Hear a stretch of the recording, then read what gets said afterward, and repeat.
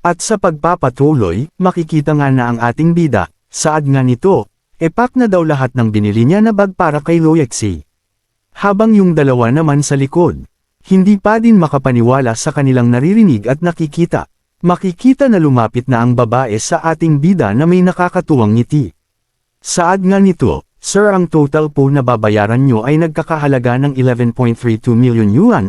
Dahil sa kanilang narinig, makikita nga sa pagmumuka ng dalawang hangal habang gulat na gulat.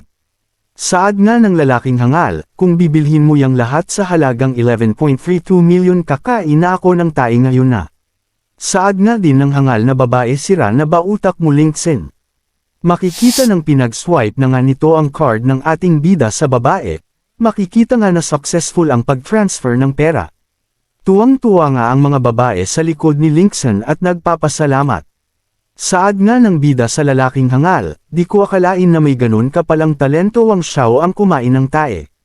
Makikita si Loyexi na mamula habang nil-ipat sa lalaking hangal na napaiya at napakain ng tae, napasad na lang ng, "Shit! Gaano ba karami ang pera ng ating bida?" Saad nga ng walang kwentang lalaki. Nang napayakap nga si Loyexi sa ating bida, sabay ang pagtaas nito sa favorability 20% ng paulit-ulit.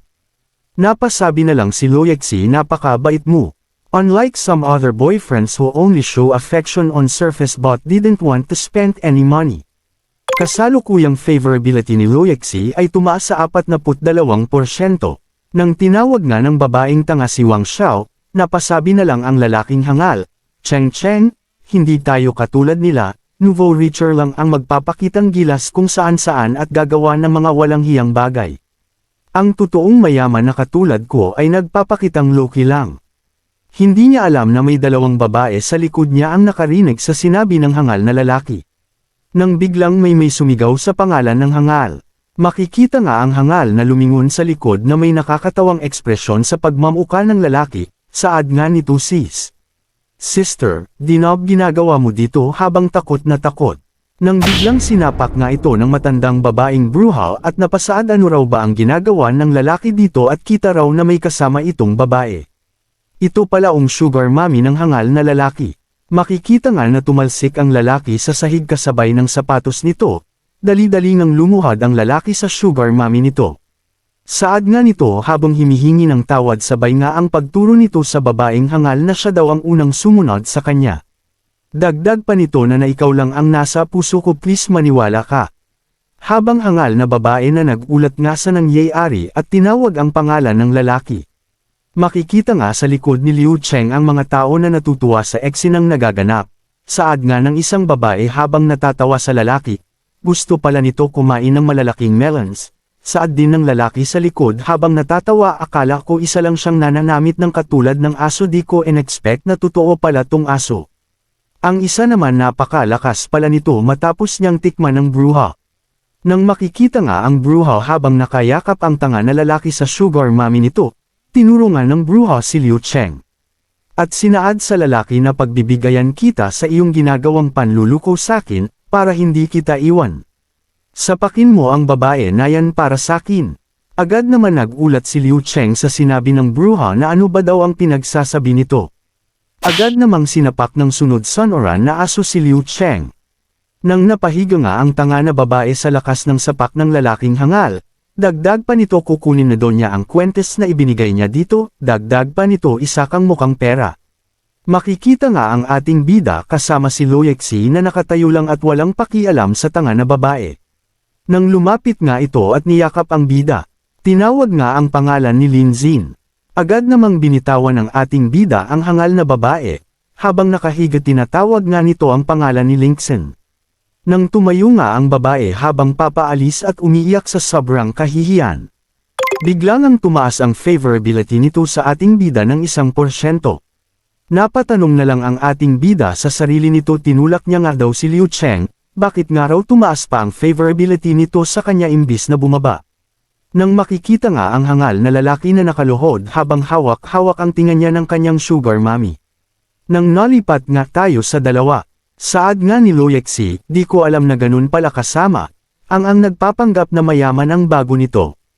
Talagang kaawa-awa nga si Liu Cheng, dagdag pa nito sa isip nito sa ipinakita daw ng ating bida ay biglang lumambot sa ganitong estado talagang nakakaawa nga si Liu Cheng.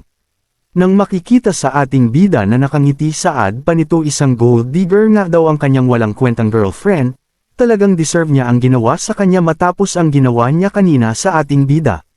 Sa sinabi nga ng ating bida, naisip ni Loyexi na talagang nawala na ng pakialam ang ating bida kay Liu Cheng.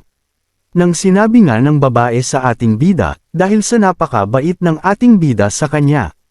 Hindi niya raw alam kung paano daw masusuklian ang ginawa ng ating bida sa kanya.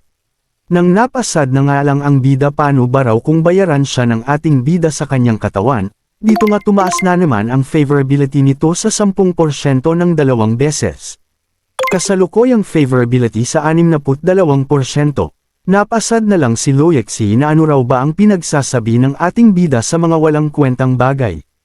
Nang bigla nga nagsabi si Loyexi, Tera na daw saad pa nito na hayaan daw si Loyexi ang bumili para sa ating bida, habang ang ating bida ay napatanong na lang, nababayaran mo ko.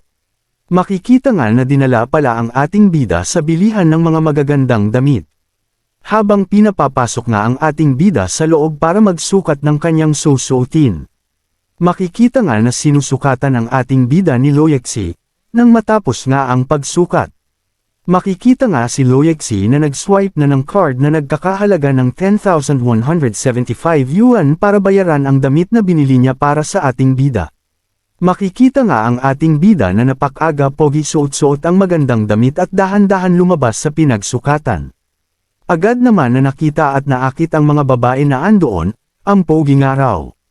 Habang si Loyexi naman sa gilid habang tinitignan ng bida sa isip-isip nga nito di niya akalain na ganun pala kapogi ang ating bida, saad pa nga sa isip nito, since wala na daw sila ni Liu Cheng ngayon magiging akin na si Linksen, hey sana all na lang guys, sabay pa nito ang pagtaas ng favorability nito sa 10. Kasalukuyang favorability 72%. Makikita nga ang ating bida sa salamin saad nga nito di ko din akalain na ganito pala siya kapogi, sa isip nga ng ating bida. Nangyari lang daw dahil sa system, di niya akalain na ginestosan siya ni Loyexi ng 9,000 ta 10,000 na pera para sa damit. Nang makauwi na nga si Loyexi, makikita nga naandun na din si Liu Cheng na nag-aayos ng buhok parang kakatapos lang maligo dahil sa suot nito. Nang mapatanong nga si Loyexi kay Liu Cheng, ang iyong mukha na mamula. Saad nga ni Liu Cheng na ayos lang daw siya, nagpapasalamat nga ito kay Linzin dahil sa kanya lumabas ang tunay na kulay ng gago na yun. Nasaad din ni Loyexi oo nga daw thanks to Linzin, sana nga daw hindi na siya makahanap ng katulad ng gago na yun. Sabay pinakita nga nito ang bag na binili ng bida para sa kanya. Habang makikita sa mukha ni Liu Cheng na naiinggit saad pa nito, Linzin bought it for you, just take it. Makikita nga ang dalawa na nagyakapan saad ni Loyexi when elkom pa din siya ni Liu Cheng dahil sa nangyari. Sagot naman ni Liu Cheng wag mo nang isipin yun. We're good sister. Makikita nga sa ekspresyon ng dalawa ng pagkukunyari sa isa't isa, sa isip nga ng isa. Isang buwan ang relasyon namin ni Linzin paano ko papasukin ang talaga labas ng katulad niya sa puso ni Linzin. Habang saad din ng isa wala kang kwenta sakin na ngayon si Linzin. Malilipat nga tayo sa bida na naglalakad papunta sa kanyang dorm, saad nga ng ating bida. Buong araw daw siya namili kasama si Loyexi. Nakakapagod. Saad nga sa sarili nito na hindi ba't kailangan kong gawin ito ang paggastos ng pera sa mga babae, gusto ko maghanap ng another way para maggastos. Nang makikita nga ang tatlong lalaki na pababa sa hagdan, nang makasalubong nga ito ng ating bida. Saad nga ng isa na si Wang Jin, tinawag nga ang pangalan ng ating bida A. Brother Linzin, tinanong nga ito sa kaswoten ng ating bida saad nga nito, malaki talaga ang halaga ng outfit na ito diba? Saad din ng isa bumili nga daw ang bida Peking brand na damit para magpakitang gilas at magmukhang mayaman. Saad din ng isa, marami na talaga akong nakikitang tao na nagpapanggap bilang mayaman. Nang inakbayan nga ang ating bida ni Wang Jin saad nga nito na may naririnig daw siyang rumors about sa ating bida ngayon. Gumastos ka daw ng pera para kay Liu Cheng, tapos bigla kang hiniwalayan saad nga ng lalaki sa ating bida. Dagdag pa nito, it's better to go to the live broadcast room to reward and brush gifts, At least the female anchor is obedient to you. Dahil sa sinabi ng lalaki, ang mga kasama nito na nagsabi nga sa ating bida, saad nga ng isa, randomly swiping ng libu-libong gift para sa mga nag-live, pero hindi ito pwede sa katulad ng ating bida na ordinaryong tao lang at walang kayamanan. Makikita nga saad nga ng isa ang sikat nga daw na si Goddess of Tea, ay nakalive na ngayon. Dahil sa narinig ang ating bida na masaya pa kasi nakahanap na siya ng way para makapaggastos ng pera, ito nga ang paggastos sa live streaming.